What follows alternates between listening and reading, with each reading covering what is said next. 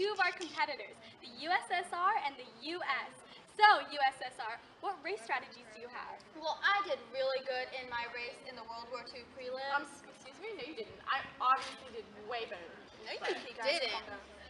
Okay, anyways, I'm expecting a very competitive race. So, what race strategies do you have? Well, I know I'm gonna win. And I plan on winning by starting off fast, accelerating, attacking the hurdles, and then maintaining that speed. Okay, that clearly will not work. Yes, it will. My plan, which will help me win the race, is to start off steady and then accelerate towards the end. Right, because you're gonna win.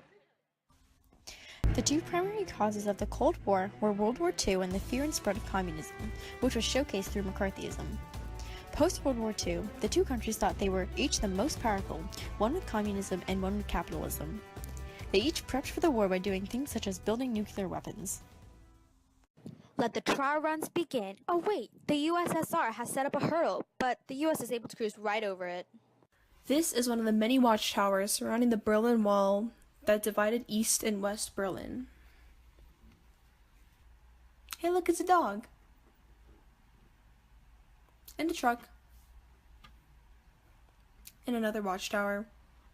This wall was built in order to stop people that tried to leave East Berlin and was also built after the Berlin airlift, when the US temporarily stopped the Soviets' blockade by sending the people of East Berlin food and many supplies.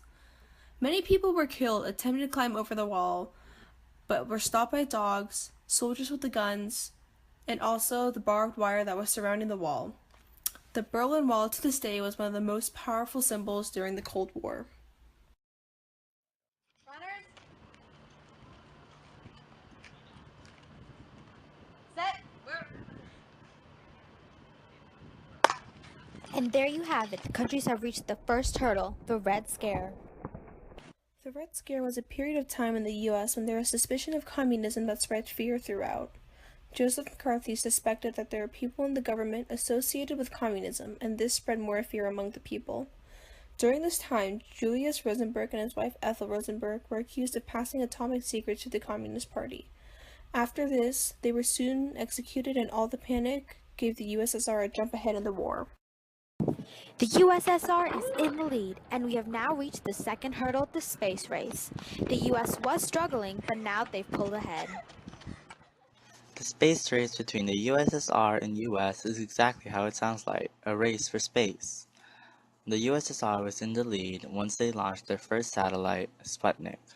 However, the US caught up quickly and launched their own satellites such as the Vanguard 1 and Project Score. After a while, they kept going back and forth, launching each individual orbit into space and taking images of the moon and planets beyond. The US feared that if the USSR got control of space, they would be able to keep missiles in space and launch it at any time on the United States. This fear made them start many missions such as Apollo and leading them to be the first people to go on the moon. The race is progressing, and both the countries seem to be struggling as they approach the last hurdle, the Cuban Missile Crisis. They've both crossed the hurdles, and now they're neck to neck. It seems to be a close one.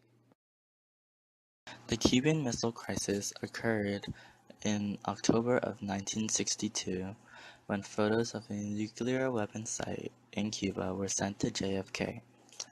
He soon ordered a naval blockade of Cuba and an airstrike on the weapon sites.